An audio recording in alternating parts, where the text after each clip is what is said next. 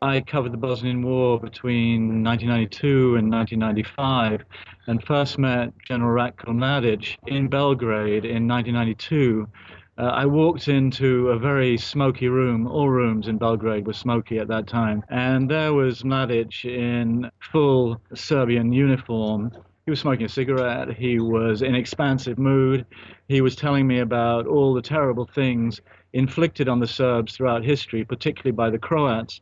And one of the peculiarities of the Bosnian War throughout was that the Serbs were so, with Mladic in the lead of this, so blinded by the historical injustices, particularly during World War II, that they believed, rightly in some instances, had been perpetrated against the Serbs, that they couldn't see that the fact that this time around they were the main perpetrators rather than the victims.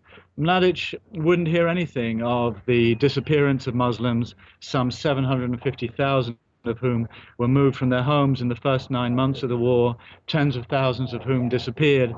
He wouldn't admit any of that. He was completely blind to it. He would accept no responsibility. And he insisted that Serbs were just fighting to stay on land that had been Serbian throughout history. In the end, he charmed many people, including many NATO generals. General Wesley Clark was famously pictured beside him wearing a Serbian army hat.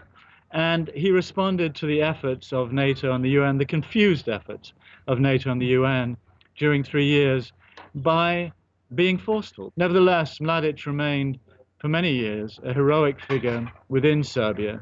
And I think it took these 15 plus years for Serbian society to become sufficiently stable for the arrest of Mladic to be possible without an explosion of that very divided society.